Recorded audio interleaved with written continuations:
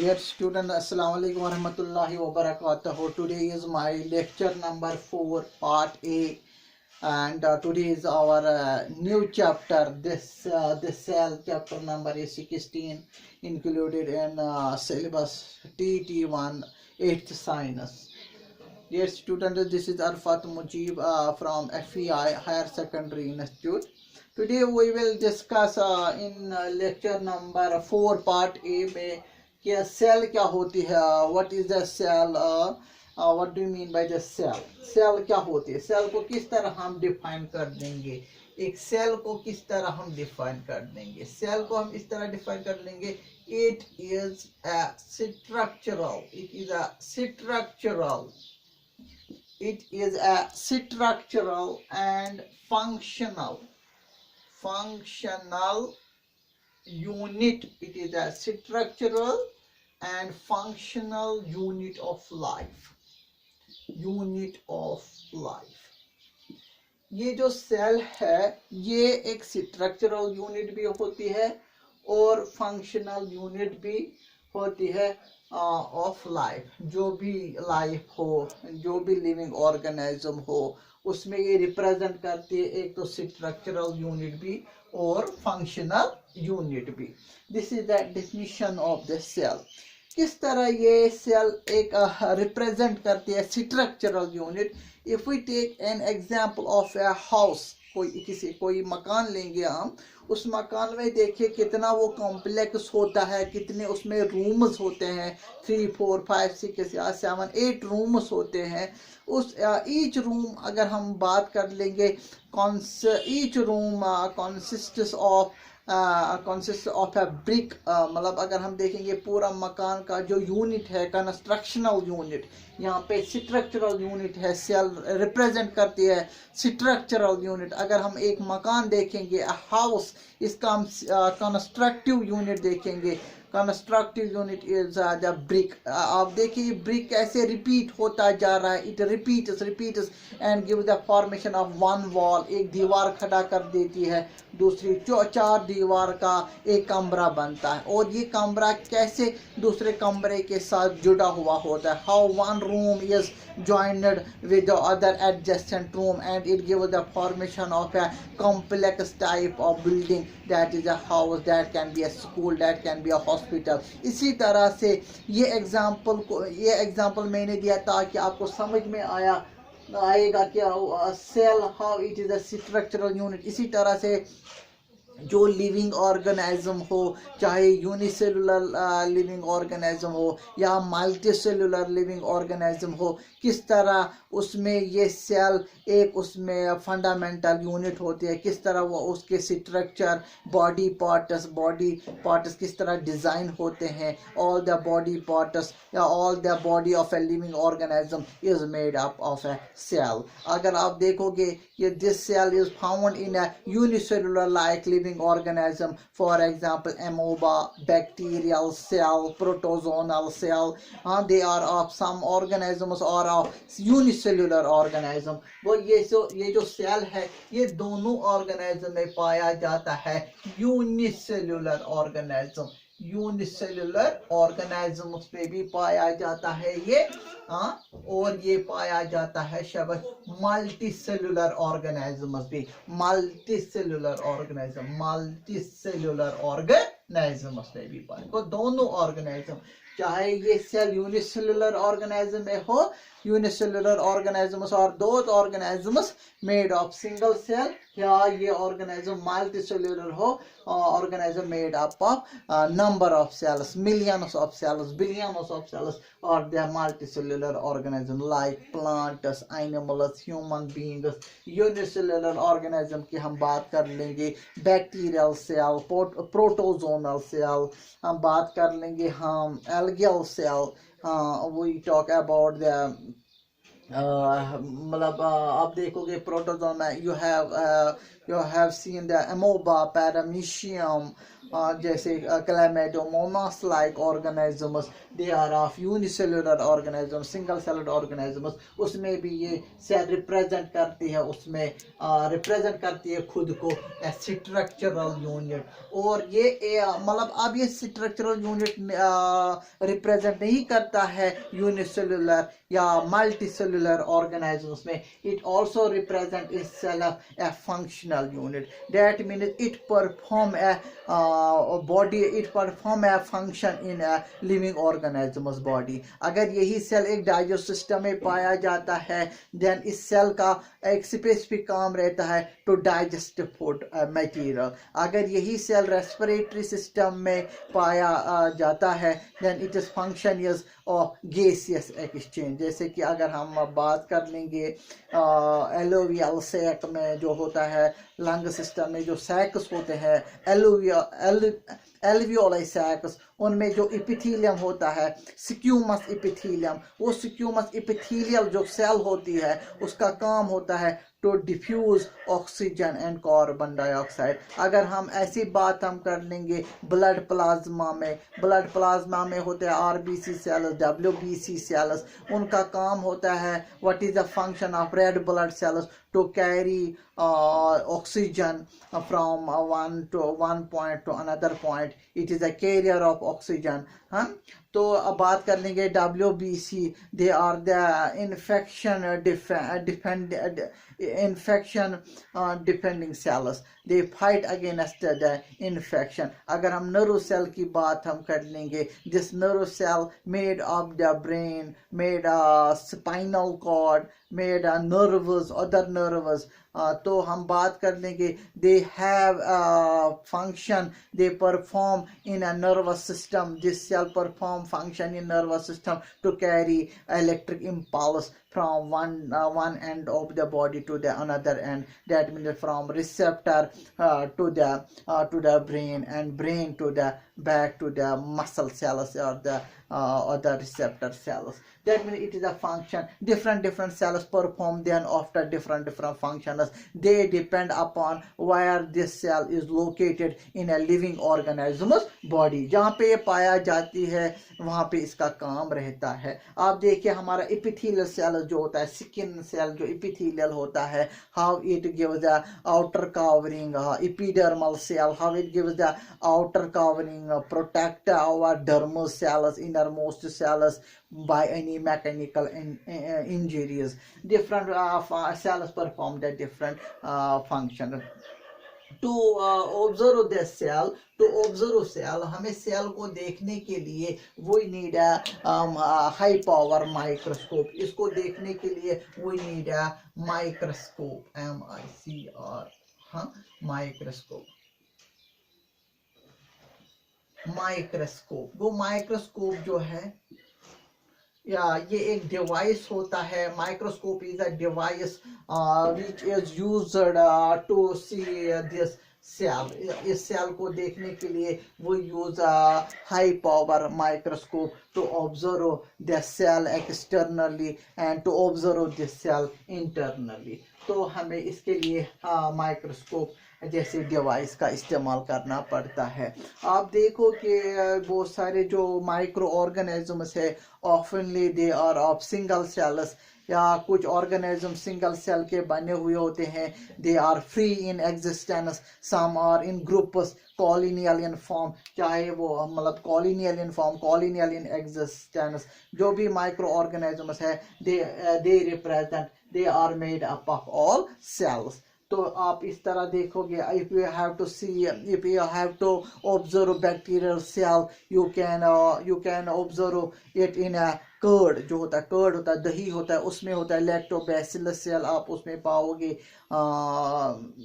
पाओगे आप। अगर आप पॉन्ड्स लेक्स में देखेंगे एल्गियल सेल आप देखोगे, वहाँ स्पाइरोगायरा जैसा सेल क्लैमिडोमोनास आपको दिखाई देगा वहाँ पे उस वाटर में जो आप पॉन्ड से ले लोगे, या कोई स्टेगनेंट वाटर हो, डिचेस में जो पानी होगा, वहाँ पूल में जहाँ फंसा हुआ पानी होगा, वहाँ पे आप कुछ माइक्रो ऑर्गेनिज्म के सेल्स देख पाओगे। को they are the micro organism represent cells तो आप इन सेल्स को देख सकते। हमारे बॉडी में भी ये सेल्स होते हैं तरह तरह पे, डाइजेस्ट सिस्टम है, रेस्पिरेटरी सिस्टम है, स्केलेटल सिस्टम है, नर्वस सिस्टम है, तरह तरह we have a number of varieties of cells and we our fundamental unit जो है, basic fundamental unit, that is the cell। यहाँ बेटा जो है ये जो सेल है, first who discovered this cell? It is a question and mention in your textbook. Who discovered this cell? It was a English scientist named as Robert Hooke in 1665 discovered incidentally a cell when he designed his own microscope. With the help of his own microscope, he suddenly discovered the cell when he took a slice of cork। तो Robert Hooke जो था English scientist था, बात है 16th century की, when he discovery of this cell, he leads to the discovery of the cell। उसने first जो cell only he coined the name cell, उसने खाली इस सेल को नाम दिया, he only coined the cell, then it becomes a challenging concept against other biologists, researchers, they work about this new concept, and he only Robert Hooke when he observed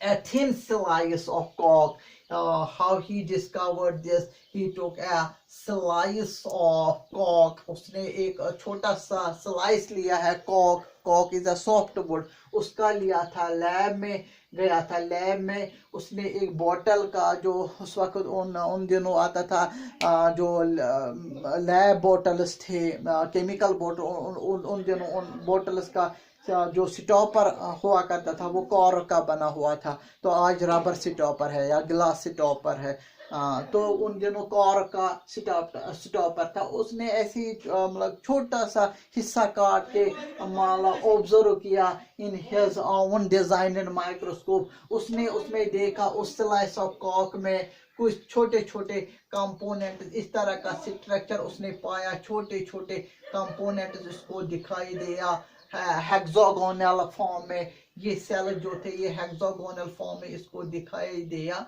तो इसने ये resemble किया, ये सारा जो इसको ऐसे दिखा, उसको अपने जो माइक्रोस्कोप के अंदर उसने ऑब्जर्व किया, इस तरह का structure, each cell were in the designed in form hexagonal in shape, तो उसने ये कंपेयर किया, ये हनीकॉम्ब जैसे मिलता जुलता है, हनीकॉम्ब जो होता है, हनीकॉम्ब ह्यू जो होता है उसका उससे रिजेंबल होता है इसका स्ट्रक्चर, और तो उसने जो यहाँ पे एक कंपोनेंट है 1 2 3 4 5 6, हर एक कंपोनेंट अगर आप इंग्लिश डिक्शनरी में देखोगे, the meaning of the cell, it represent a little room, a little compartment, तो उसने इन छोटे छोटे कंपार्टमेंटों को नाम दिया है, खाली नाम दिया उसने सेल्स, तो सेल्स इस तरह एक नाम कॉइन हुआ है by the work of the Robert Hooke, then after other scientists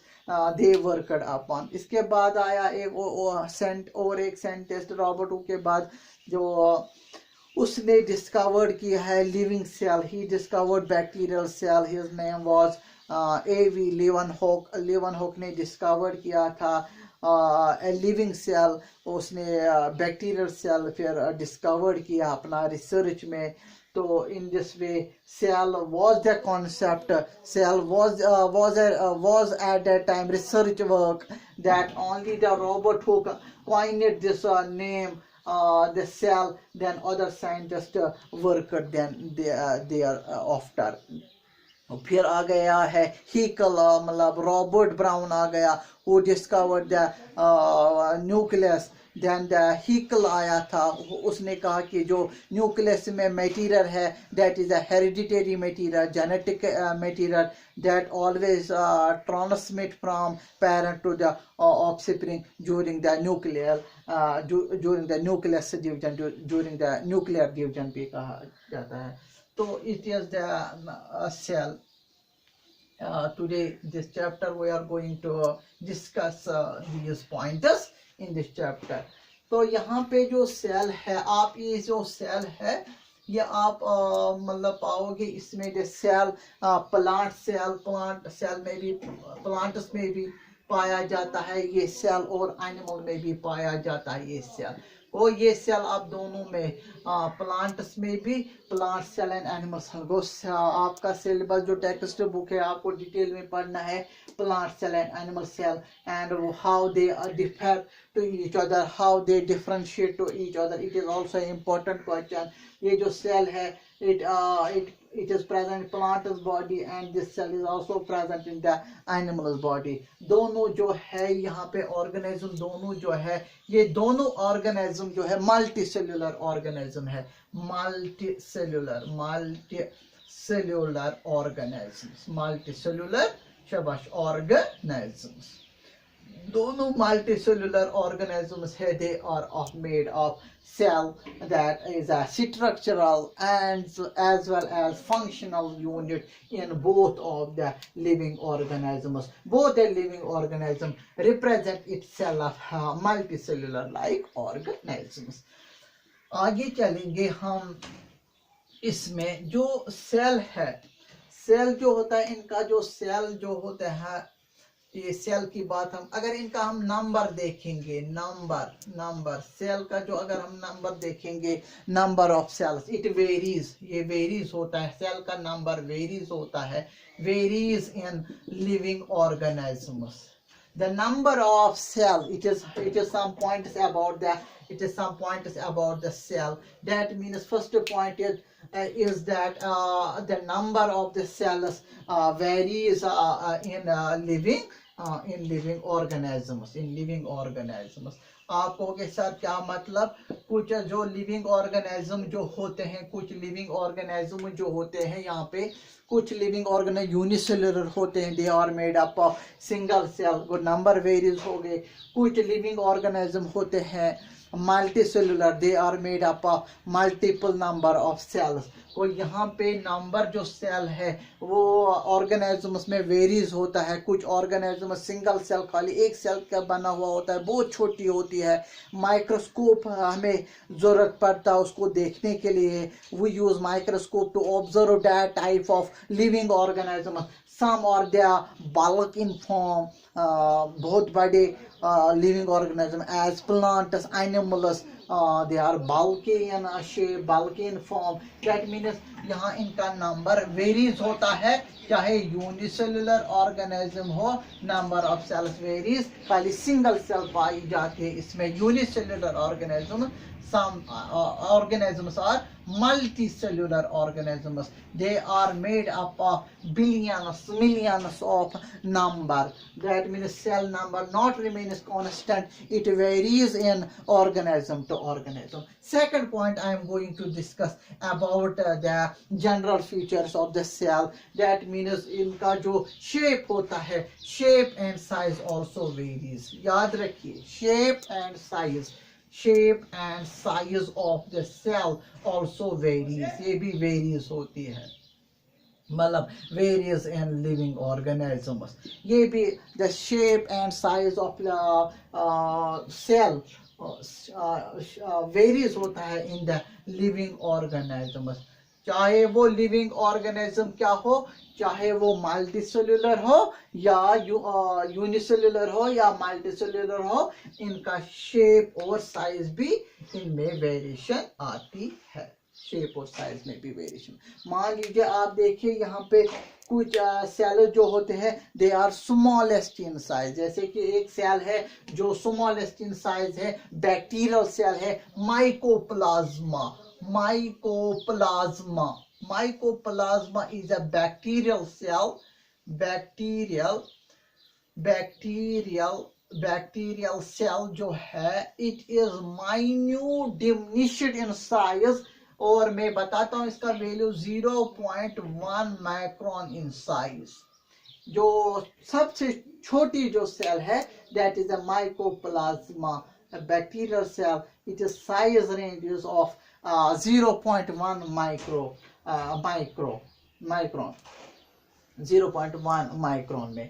तो अगर हम देखेंगे लार्जेस्ट सेल जो है नर्व सेल, न्यूरॉन सेल, आप देखोगे इसमें जो लार्जेस्ट सेल मैं बात कर रहा हूँ शेप और साइज की, दैट वेरीज। हाँ, दैट मीन्स अगर हम बात कर लेंगे इसके हम न्यूरॉन सेल की, न्यूरॉन सेल, नर्व सेल, या हम sometime it is known as the nerve cell हो या नर्व, ये जो है इट इज शेप या साइज की बात हम कर लेंगे, it is the largest, not largest, longest cell in nervous system. That means as per the function is concerned, it has to convey messages to distant area, to distant path, so that it is formed in that manner। ये इस सूरत में है वो, as per the function, as per the structure, the size and the shape of cells varies in living organisms। आप देखिए कुछ मतलब ये जो हम साइज और शेप की बात हम कर लेंगे, ostrich egg, you take the ostrich egg जो है, it is also largest in size, it is considered largest in size। जो ऑस्ट्रिच का एग होता है, उसका अंडा जो होता है वो लार्जेस्ट इन साइज होता है, if we talk about the shape and size of the cell. और इसका जो शेप रहता है वो भी कांस्टेंट रहता है because of the presence of egg shell.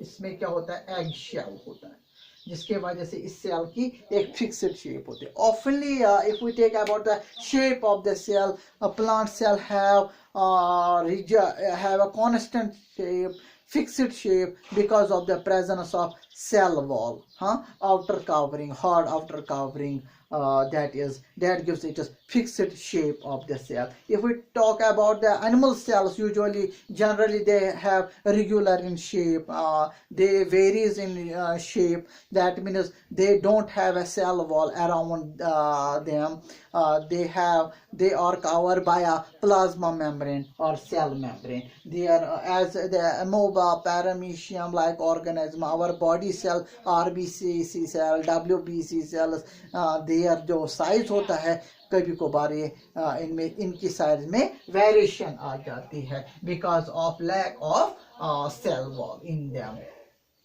This is all about the general features of the cell। और जनरल फीचर्स में ये भी कहूँगा जो सेल है, इसका जो सेल जो होता है, सेल का जो मेजरिंग यूनिट होता है,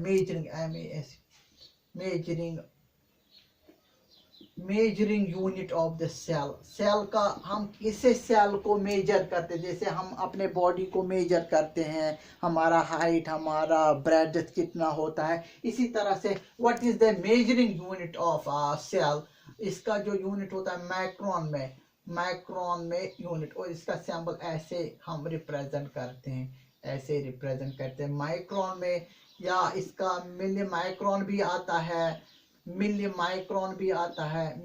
माइक्रोन यूनिट भी आता है इसका।